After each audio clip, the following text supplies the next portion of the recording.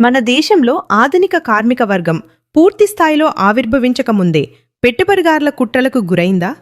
ఈ ప్రశ్నకు పరిశోధకులు అవుననే జవాబు చెబుతున్నారు. ప్రముఖ ట్రేడ్ యూనియన్ నాయకుడు, చరిత్రకారుడు సుకోమల్ సేన్ రాసిన భారత కార్మికోద్యమ చరిత్ర 1830-2001లో దీనికి సంబంధించిన ఎన్నో ఉదాహరణలను పేర్కొన్నారు. అంతేకాదు, భారతదేశంలోని కార్మిక వర్గంపై సాగినంత క్రూరమైన దోపిడీ అభివృద్ధి చెందిన పెట్టుబడిదారి దేశాల్లో ఎక్కడా జరగలేదు అని ఆయన స్పష్టం చేశారు. అంత క్రూరమైన దోపిడీ ఎలా జరిగింది? దానికి కారణాలేమిటి? అసలు పెట్టుబడిదారి విధానం ఎలా అభివృద్ధి చెందింది? ఆధునిక కార్మిక వర్గం ఎప్పుడు ఎలా పుట్టింది అన్న వివరాలు క్లుప్తంగా గ్రామాలలో దుర్భర దారిద్ర్యాన్ని అనుభవిస్తూ అనేక కష్ట నష్టాలను ఎదుర్కొంటున్న అట్టడుగు వర్గాలకు చెందినవారు తొలుత భారతీయ ఆధునిక పరిశ్రమల్లో కార్మికులుగా చేరారు. వీరి జీవన ప్రమాణాలు దారుణంగా ఉన్నాయి. భారతదేశాన్ని తమ ఆధీనంలో ఉంచుకున్న వలసవాదులు ఈ ప్రమాణాలను పెంచదల్చుకోలేదు. గుత్త పెట్టుబడిదారుల ఆదేశాల ప్రకారం భారతదేశంలోని ప్రముఖ పెట్టుబడిదారీ సంస్థలు సైతం అదే జీవన ప్రమాణాలను కొనసాగించాయి. వేతనాలను గ్రామీణ స్థాయిలోనో వీలైతే అంతకన్నా తక్కువగానో నిర్ణయించేవారు. ఈ మొత్తం వస్తూత్పత్తి కోసం కార్మికులు వెచ్చించే శ్రమ విలువ కన్నా చాలా తక్కువగా ఉండేది. భయంకరమైన ఈ దోపిడీ జరుగుతున్న తీరును సాక్ష్యాధారాలతో సహా ప్రముఖ సంఘ సంస్కర్త రాజారాం మోహనరారు 1833లో ఈస్ట్ ఇండియా కంపెనీకి అందజేశారు. అంతేకాదు, గ్రామీణ ప్రాంతాల నుండి పట్టణాలకు వచ్చి స్థిరపడుతున్న కార్మికులలో చైతన్యం ఏమాత్రం పెరగకుండా కూడా పెట్టుబడిదారులు జాగ్రత్త పడేవారు. గ్రామాల నుండి వచ్చిన వారిలో అనేక మూఢనమ్మకాలు ఉండేవి. ఈ పరిస్థితులను పెట్టుబడిదారులు అవకాశంగా తీసుకున్నారు. భారతీయ సంప్రదాయాల పేరిట వారు భారత కార్మిక వర్గంలో మూఢనమ్మకాలను, ఆచారాలను విశేషంగా ప్రచారం చేశారు. వీలైన అన్ని చోట్ల విభజించే ప్రయత్నం చేశారు. భారత కార్మిక వర్గం పూర్తిగా ఉనికిలోకి రాకముందే వారిపైన జరిగిన కుట్ర ఇది. పెట్టుబడి వృద్ధి, ఆధునిక కార్మిక వర్గం ఆవిర్భావం. యూరప్లో పెట్టుబడిదారీ విధానం, ఫ్యూడల్ వ్యవస్థ అవశేషాలపై అభివృద్ధి చెందింది. మన దేశంలో బ్రిటిష్ సామ్రాజ్యవాదులు ప్రాచీన ఆర్థిక వ్యవస్థను నాశనం చేసినప్పటికీ దాని స్థానంలో ఆధునిక పెట్టుబడిదారీ వ్యవస్థను స్థాపించలేదు. పాత వ్యవస్థ అవశేషాలతో తమ పాలనను కొనసాగించాలని భావించారు.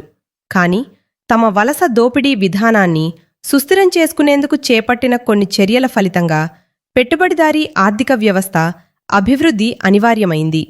ఇంగ్లాండ్ నుండి దిగుమతి చేసుకున్న సరుకులను వివిధ రేవుల నుండి దేశం నలుమూలలకు రవాణా చేయడానికి, దేశంలో వివిధ ప్రాంతాల నుండి ముడి సరుకులను రేవులకు చేర్చడానికి భారత ప్రజానీకం సాగిస్తున్న పోరాటాలను అణచివేసేందుకు, మిలిటరీని శీఘ్రంగా తరలించడానికి రైళ్లను ప్రవేశపెట్టడం వారికి తప్పనిసరైంది.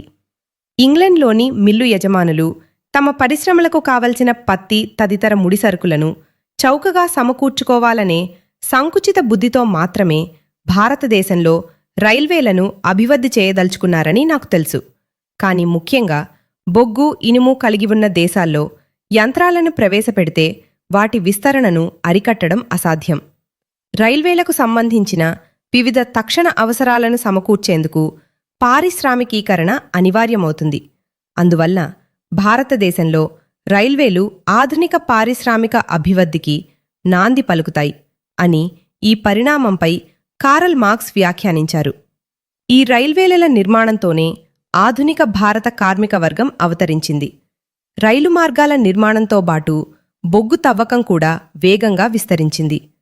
1843లో బెంగాల్ కోల్ కంపెనీ స్థాపించబడింది. 1895 నాటికి జురియాలోని పెద్ద బొగ్గు గనులలో త్రవ్వకం ప్రారంభమైంది.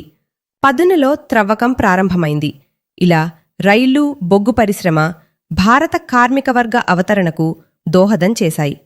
ఒక్కేడు 1893లో అస్సాం టీ పేరిట మొట్టమొదటి బ్రిటీషు టీ కంపెనీని స్థాపించారు.